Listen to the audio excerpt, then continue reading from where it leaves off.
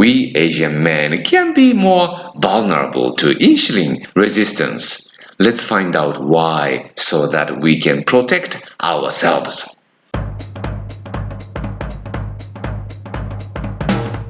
Hello, Fumio Toki is here. Welcome to my channel Keto Ninja Toki. Let's stick it out our 40s and 50s with physical toughness and mental strength. People are saying you get fatter, you get diabetes, insulin resistance. This looks not entirely true to me. Let me go through how insulin resistance develops real quick. When you eat carbs like a bowl of rice, our digestive tract breaks them into simple sugars such as glucose. Glucose is then pulled into the bloodstream and circulates around all over the body. This is not a very healthy physical status because inflammation could happen everywhere in your body. And so the pancreas comes to a rescue. Like a fire engine extinguishes fire, it hoses a hormone called insulin into the blood. Insulin is the supreme commander. It's like the samurai general. His soldiers are fat cells. In fact, billions of fat cells work under his command. Insulin orders fat cells to pull out glucose from the bloodstream and keep it in them. As you keep eating the heavy load of carbs, insulin commands fat cells to take in more and more glucose. Fat cells grow and grow. In the end, fat cells are overinflated. They can no longer take up glucose. They give up and stop listening to the commander, insulin. This is insulin resistance, aka type 2 diabetes. By the way, as you get fatter, your fat cells can do one of two things. It's genetically predetermined. One of them is adipocyte hyperplasia. If you have the right genetics, when the fat cells max out their size, they can sprout cute new little baby cells.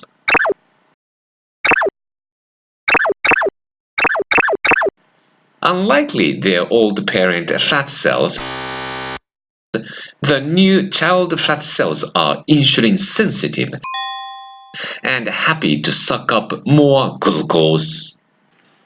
Provided you have hyperplasia, since your fat cells can multiply themselves, you can stay insulin sensitive rather than insulin resistant for a long time. Your weight can be 150 kilograms or beyond without getting insulin resistance. Sounds great, but there is a certain upper limit on how many new child fat cells can be produced. Once you hit the limit, you may get insulin resistance. Alternatively, you may have adipocyte hypertrophy. It's the opposite effect of hyperplasia. Maxed out fat cells cannot sprout new baby fat cells. You stick with the limited number of old friend fat cells throughout your life. If you are overweight, your fat cells are likely overstuffed. Old fat cells do not want to take in anything anymore. Hence, they are more susceptible to insulin resistance at the cell level. People with hypertrophy are much more vulnerable to diabetes. This seems to infer some interesting points. I live in Sydney, Australia, where different racial groups of people are living next to each other. It's quite clear that obesity rates differ from race to race. Asians like me appear to be less fat, while European descendants may have more overweight population. But if you go to hospital and see diabetic people, racial differences do not seem to matter anymore. We all get diabetes and insulin resistance. Let's compare obesity rates and diabetes rates between two countries. Australia, where the majority of the population is European descendants, and an Asian country, Japan. Australia's obesity rate is 28.3%, whereas Japan's obesity rate is only 3.6%. Quite huge difference in obesity rates. But if we compare the diabetes rate of these countries, Japan has a higher rate. Australia 5.07%, Japan 5.72%. Let me take China's stats in too. China is supposed to have a 5 to 6% obesity rate, so say 5.5%, which is not grossly high, but it has the quite high 9.74% diabetes rate, close to double digits 10%.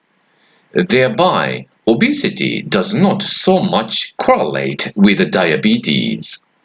The theory, you get fatter, you get diabetes, is likely to be an urban myth, because the stats we are seeing here do not match up the theory. This is just my hypothesis. It makes sense if we think people with European backgrounds tend to be hyperplasia. They have the appropriate genes to team up with new baby fat cells. They are immune to insulin resistance and diabetes. They are lucky. Not so much luck for Asian people. Asians are more likely to be hypertrophy. We don't have the fat cell propagation super genes. For us, catching a diabetes is like shooting a fish in a barrel. If you are an Asian descendant like me, it's a great idea to closely monitor your insulin level to keep diabetes at bay. I'm logging off. Happy keto dieting! If you like my video, follow me on Twitter and subscribe my channel. Enjoy your day or a night!